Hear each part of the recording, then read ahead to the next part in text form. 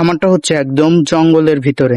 দেখো ভাই, আশেপাশে পুরো জঙ্গলে হচ্ছে রাস্তা, এখান থেকে আস্তে আস্তে যেতে হয়। আর খামারটা হচ্ছে ওই জায়গায়, অনেকটা দূরে ভাই। গেছিলাম মানুষের কাছে জিজ্ঞেস করতে করতে ওই জায়গা পর্যন্ত।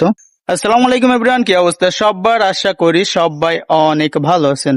তো আজকে আমরা আসছি হচ্ছে মাছের খামারে। এখানে রঙিন মাছের চাষ হয়, অনেকগুলা মাছ দেখলাম। আজকে প্রথমবার এই মাছের খামারে এসে তোমার কেমন লাগতেছে বলো? ভালো। তো মাছগুলা কিন্তু অনেক জোস দেখলাম, অনেকগুলা মাছ আছে এখানে, যেমন বড় মাছ আছে, তারপরে এই সাইডেও ছোট ছোট মাছ আছে, অনেক মাছ আছে ভাই। আমি যাই মাছগুলার নামই জানি না। তো এই সাদা মাছগুলো অনেক ভালো লাগলো। তো ভাইপো, তোমার কেমন লাগে বলো? খুব ভালো লাগে। তোমার কি কাশি হয়েছে না? হ্যাঁ। তো আমরা জাস্ট এখন এক জোড়া মাছ নিব, হচ্ছে কালো মাছ। তো আমাদের এই ছোট ভাই এখন মাছ ধরে দিবে। তো যাই হোক, সাথে থাকো, দেখতে পাবা। তো এই যে ছোট ভাই এখন মাছ ধরছে, ঠিক আছে। আমরা যাই হোক যে মাছ নিব, তার পেটে বাচ্চা থাকবে সেরকম মাছ নিব।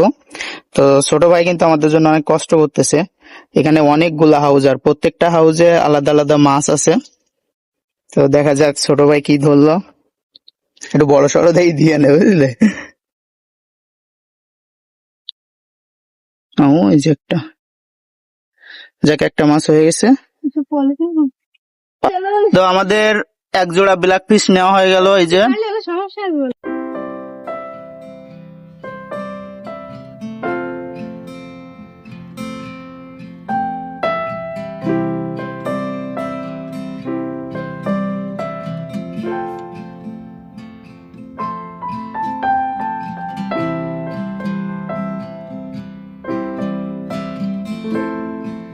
না, দুটো বিভিন্ন কালার দো।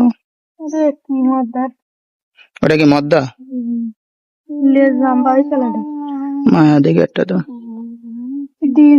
ফ্যাকাশি কালারের দেখতেছি। তার একবার টান দেও নাই, একদম ওটা কিরাম হয়ে যাইতিস।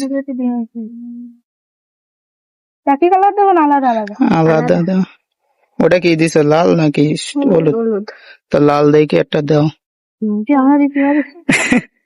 তা আনুমানিক কতদিনের মধ্যে পাল্টে যাবে? পারবে না, এক দুদিনের ভিতরে। কালোটা না? মামা মা তুই একটা